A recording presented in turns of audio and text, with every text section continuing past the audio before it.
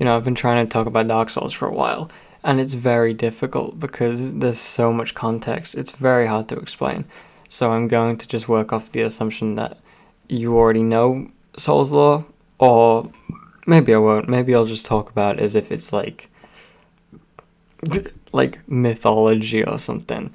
Like the answers are there, but I'm not going to divulge in this video because it would take me like a million years.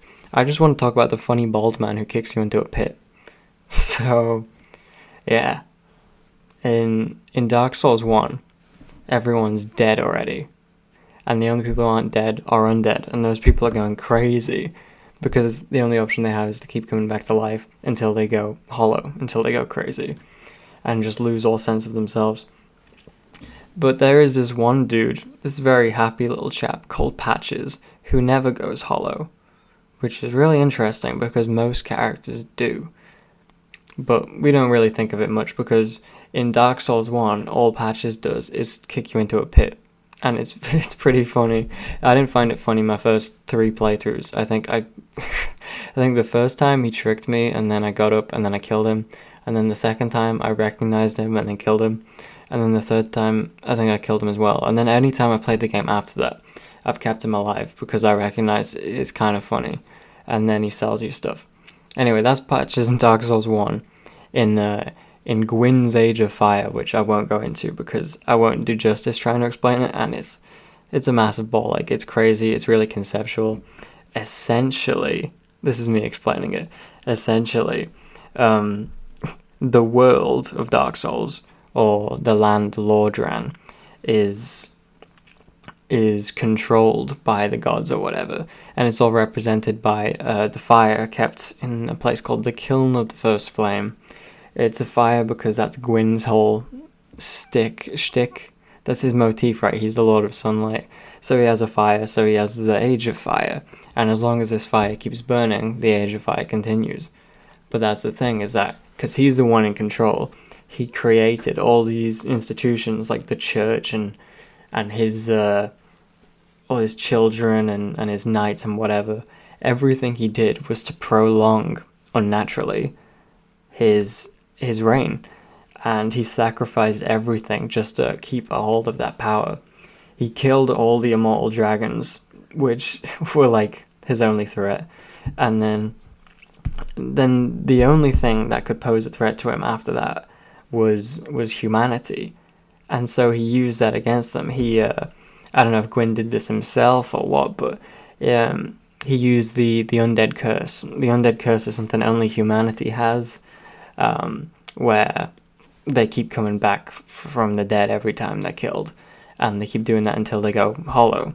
And the only way not to go hollow is to give yourself some kind of goal. And then this is the really fucked up part, because you only stay alive and sane if you have a goal to work for. But then if you fail in that goal, or if you achieve that goal, then you go hollow. Now that's fucked up, that's crazy. Then that's where the player character comes in, right? Because the player character in Dark Souls 1, their goal is to link the fire, or at least that's what everyone tells them their goal is. Because, like I say, the land of Lordran is completely influenced by Gwyn, who's like the god of everything, and his reign, and it was all his kingdom, and his knights, blah, blah, blah, blah, blah. And so he set up this order, essentially, under the Reign of Fire. The Reign of Fire, is that what it's called? I don't know. He created this narrative that if you're undead, then your job is to link the fire. And you go kill a bunch of dudes, ring the bells, and in beating all the bosses in the game, that's you accumulating all the souls they have, so you become a source of fuel. And then at the end of the game, you can burn yourself up to fuel the fire, and you just keep the Edge of Fire going. That's the whole point. And it's a crazy system that that Gwyn had for himself to keep this Age of Fire going.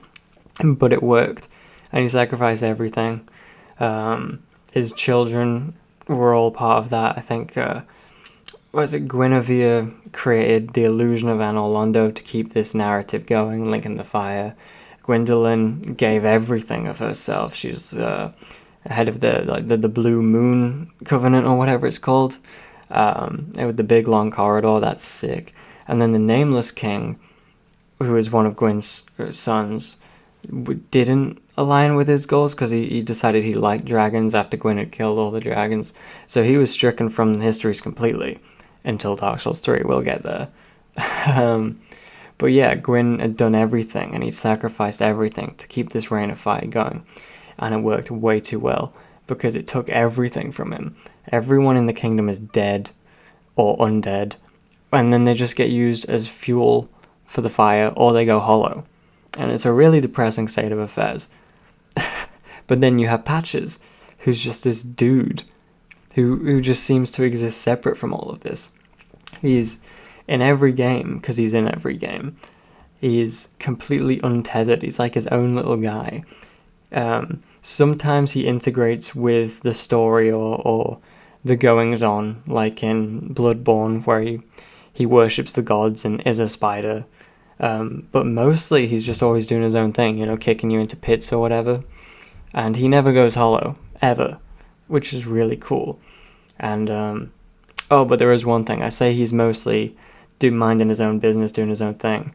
But he hates clerics, which is a very interesting character detail, because it never tells you why he hates clerics. But it can be interpreted in Dark Souls 1 that Patches hates clerics because they uphold the Age of Fire, because they all work under Gwyn to keep this narrative going of the Age of Fire, and fire keepers women who can make checkpoints for undead people. It's very weird how they I'm going on a tangent, but yeah, all the Dark Souls games, they have the lore reasons for all the gameplay, right? The reason you come back every time you die is because of the undead curse, and the reason you have checkpoints at bonfires is because there's a lady, a firekeeper, who is, I guess, putting a whole life into keeping this fire going. I guess like Gwyn does. Parallels. Anyway, by the time we get to Dark Souls 3, the Age of Fire is still going, which is insane because it was already running on fumes in Dark Souls 1. It's like really, really on its last legs. The player in Dark Souls 1 can choose at the end of the game to link the fire like they've been told to the whole time, or to leave it. But even if they don't link the fire, it's implied that someone else does in their stead. So the Age of Fire continues. Gwyn himself is a hollow. He's done. He's dead. And yeah, the world itself has been ending for thousands of years, and it just keeps going unnaturally, continuing this same age forever, because this system has been built up to keep itself running. And that's where we get to in Dark Souls 3, where the fire has awoken your player character up. And this is like the new version of Undead. It's called Unkindled. It's where the fire itself has gained sentience and wants to keep itself alive. So it brings back all these figures, like all the bosses and the player character. And the boss's goal, in lore, all the boss characters, the Abyss Watchers, Yhorm the Giant, Aldrich, the Princes of Lothric, they just have to sacrifice themselves to the fire to keep it going. But they don't want to, because, I don't know, because the world is keep going unnaturally, and they recognize that. Or in Yhorm's case, because he sacrificed himself once, and it only brought more, like, destruction and stuff. So they all have their own reasons, but they all shy away from their duty, as the game puts it. But really, it's pretty reasonable not to want to burn yourself alive to keep this shitty age going. But yeah, so that's what the player character does, like in Dark Souls 1. They go around killing bosses, accumulating their power so they become a fuel source to keep the Age of Fire going, but that's not the right answer. It wasn't in Dark Souls 1. I don't think there was a right answer in Dark Souls 1, but it's definitely not the right answer in Dark Souls 3. The game is practically screaming at you, let this thing die, let the world die, because it would be a mercy kill at this point. The world has been unnaturally continuing again and again and again. Things are coming back to life just to die. And That's metal as fuck. I just said that out loud. I didn't realize it was like that. That's crazy. And all of time and the world is just collapsing in on itself. And that's why characters from past games appear in past locations and all sorts. But it goes even further than that, because in the Ring City DLC, you go further in time again after the Dreg Heap, which is where the Kiln of the First Flame is located, where, the fire that keeps everything going. Like, buildings, locations, everything from the past and different areas are just collapsing in on themselves like some kind of MC Escher nightmare. And it's all ash. Everything is ash just because it keeps getting burnt over and over and over again, and the world is just perpetually ending forever. And that's where you find yourself in the Ringed City, in the center of it all. And then you can go even further, where everything is just... the entire world is just a big ocean of ash, just a big desert, and you just see like the tips of buildings, because that's all that's left, and the only thing that's left is like you and Gale, and then Gale gets a Dark Soul, and it's cool because that's what Dark Souls is. And anyway, but Patches is there too, my favorite little guy, and he's still on hollow. Well, he is hollowing. When you get to the Ring City DLC, you encounter this character called Lap, and he's in a full set of armor, and he's really friendly to you, and he says he's a hollow, which is strange because we encounter a lot of hollow characters throughout these games, but they can't talk. At that point, once you've gone hollow, you've lost your mind completely. You can't talk, you can't do anything, you just attack, or you just mindlessly go through the motions of what you did in your life, or your undead life, I suppose, but without any mind, right? You're mindless, you're a zombie, essentially. And then here's this character, Lap, who's like, look, I gotta admit it, I'm a hollow. I can't remember my life at all. And it's a very interesting character, because he managed to make it to the end of the universe, essentially, and he still has his mind intact, just barely. He can't remember who he is. He's going hollow, but he's still going, and he's trying to get to a thing called the Purging Stone, which is said to bring his memories back. So this is one of the most interesting side quests in the game. And you help him do it, and you help him get his memories back. The next time you see him, he's crouched down in the same squat that Patches does. And he says, look, there's some treasure over there, just beyond that pit. And then you go and you look, and he kicks you down the pit, and you look back up at him, the same way you did in Demon Souls, Dark Souls 3. And he takes his helmet off, and it's like this villain reveal. It's so funny. And it's just his bold, smirking face. And he's like... he just laughs at you, and because he remembers who he is, and he's Patches, and Patches made it to the end of the universe just to troll you, I guess. And then, I don't know, he says a fine dark soul to you. Hilarious. And yeah, I think that's sick. That he makes it to... Oof.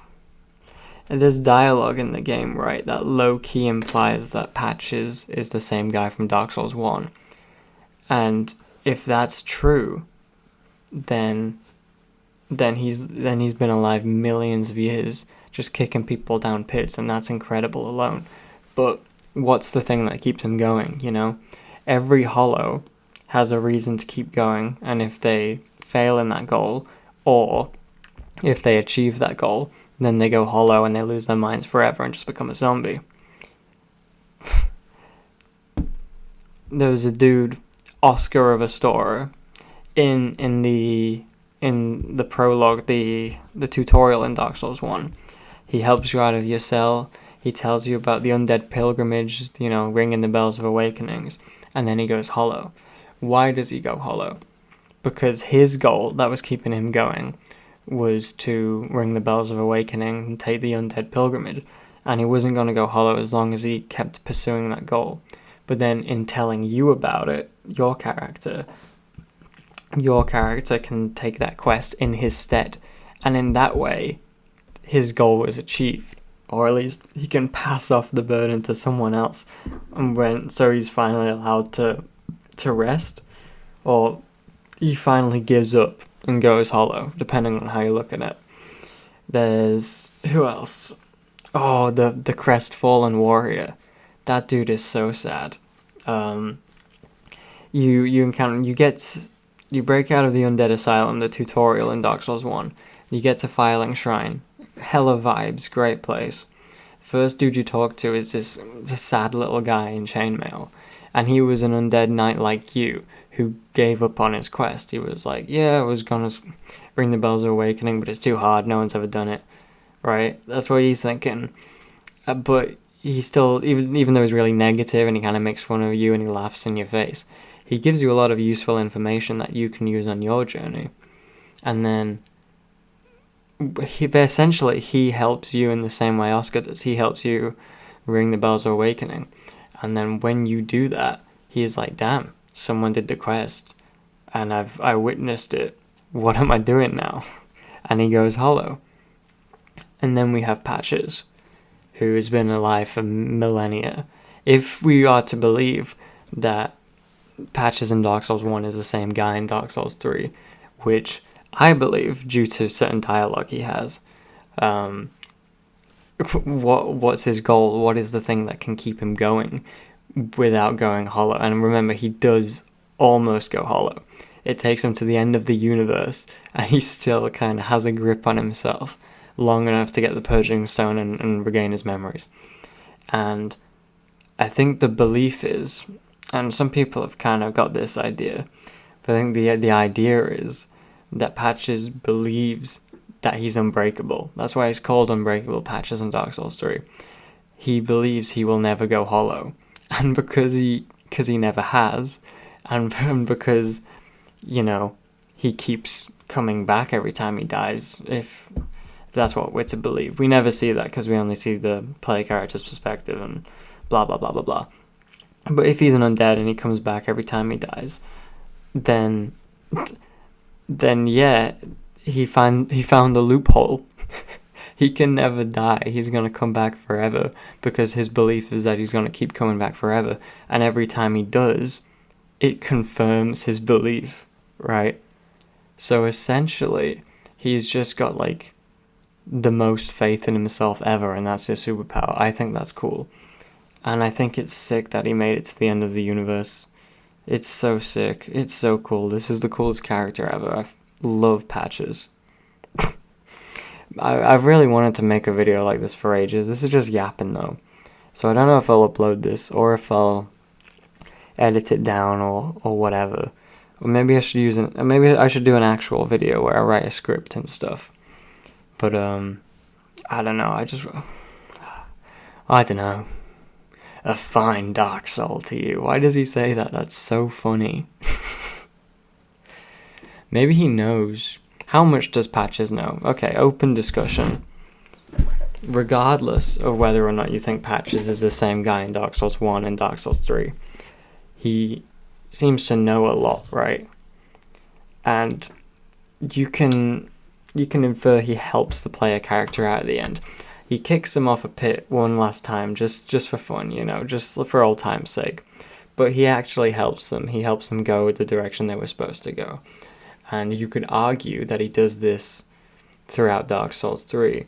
You could argue he does that in Dark Souls 1 by kicking you into the pit where you can find the Skull Lantern, a way to illuminate the Tomb of the Giants. But let's get even more skeptical with it. Let's put on our thinking caps and think. He always kicks you down a pit in a cutscene where you don't take fall damage. Does he know? Does he know there's no fall damage if he kicks you? Does that add to it? Does he? I'm just being insane now. It's like 3:30 in the morning. I gotta finish this. I've gotta see if there's anything salvageable in this video. But what's the point of all this? I hear you all ask in unison. Because I did a bunch of, just a lot of rambling, right? What am I trying to say with this video? I wasn't sure myself. I just knew that I really wanted to talk about Dark Souls.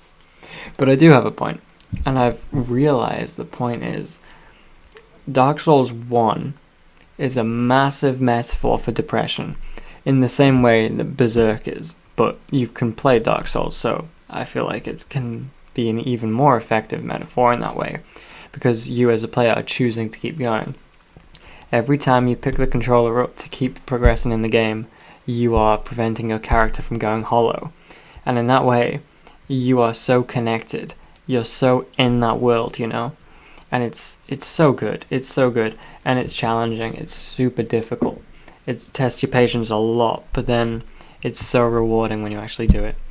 Then Dark Souls 3 is that same world, and then the metaphor becomes a really meta thing actually, and it's about the game series Dark Souls itself. And it looks back on the games, and it's like, yeah, we love these games, but please let them die. We gotta do other things. We want to make Elden Ring. And that's what it's about, and we have to say, yeah, we love Dark Souls, but we will let it die. And that's the point. But where does patches fit into all of this? And the answer is the power of positivity, right?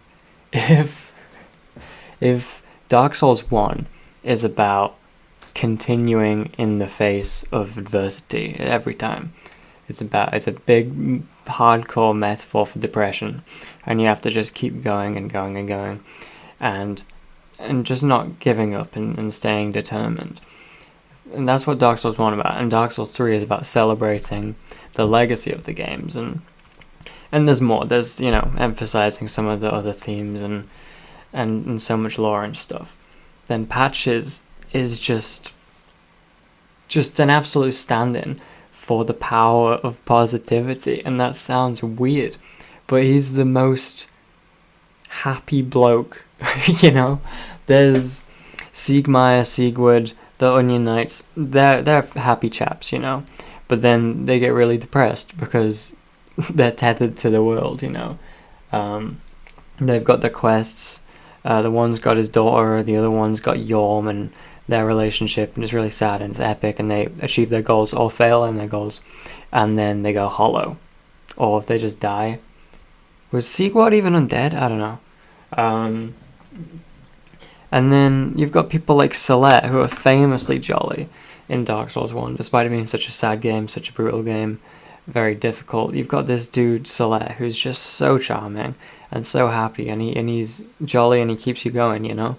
But even he can succumb to the cruelties of that world if you don't go out of your way to destroy one bug before it gets to him first.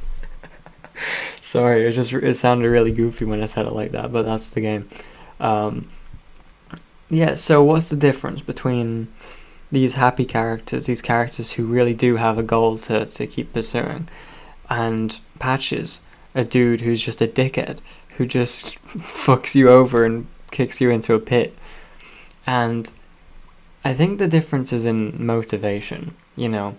I said before, I went on a bunch of crazy tangents, I think, and I suggested that Patches may be aware of how the undead curse works, and he kind of rigged his mindset so that he's immortal, essentially.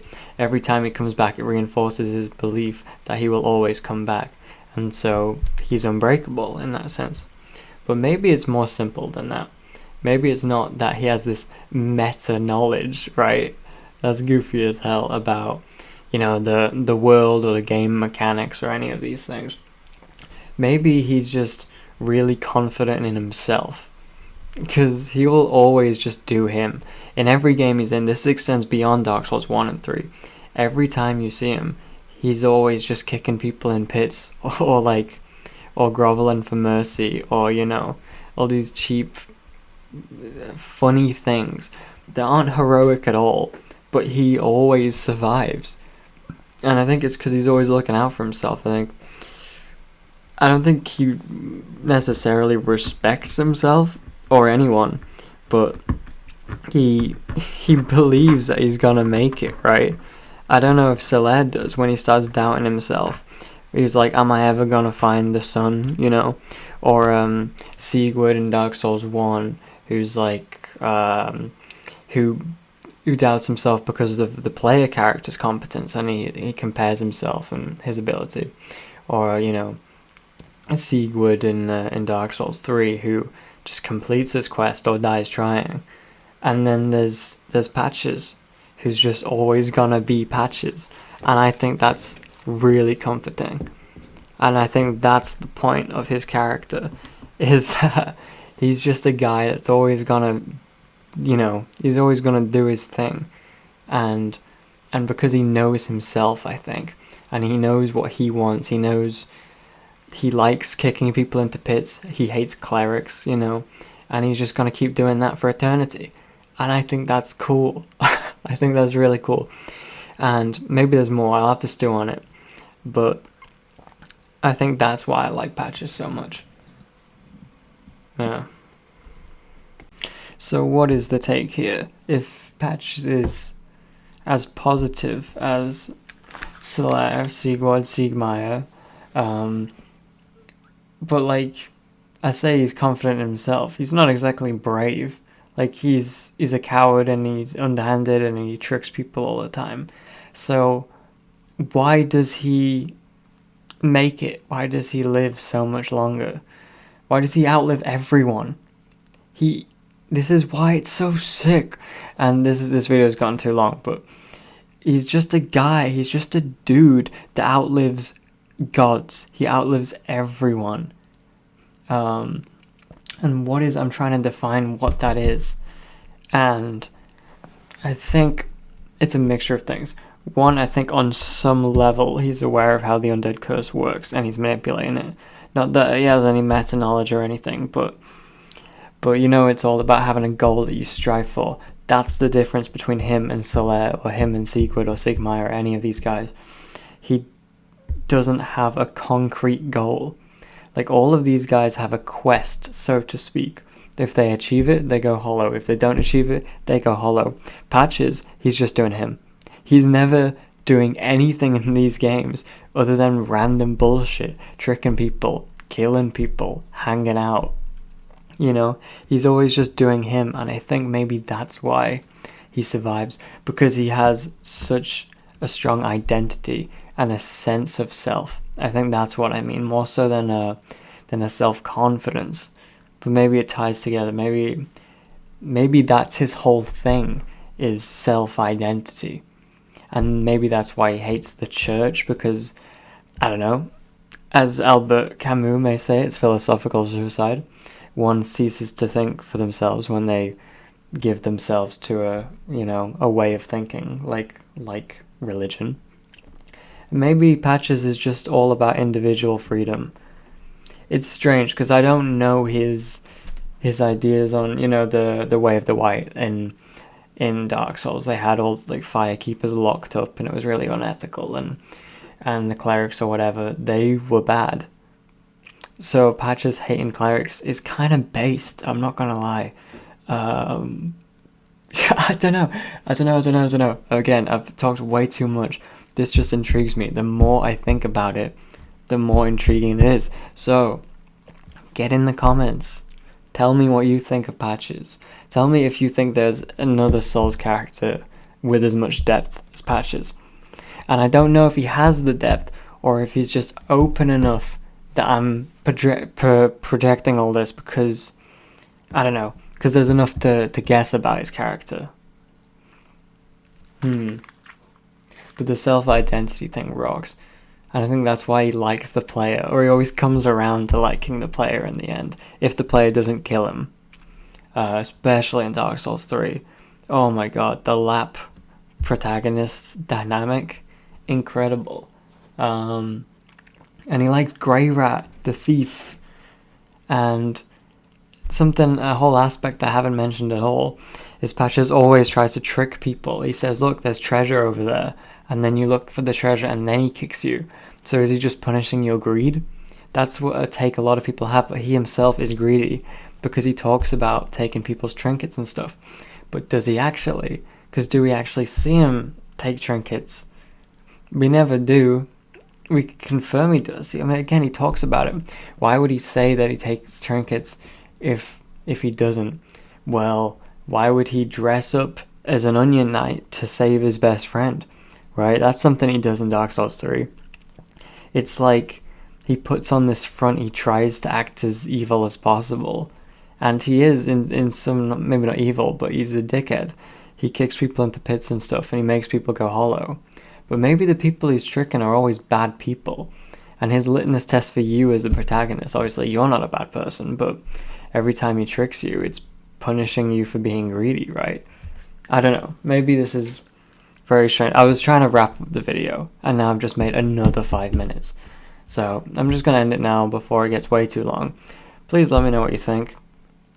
I don't know if this is going to reach anyone, or if it's going to get made. So if it gets made, hello. It got out of the editing process. Hooray! I've done other videos. Check them out maybe. Or don't. Who gives a shit? The end.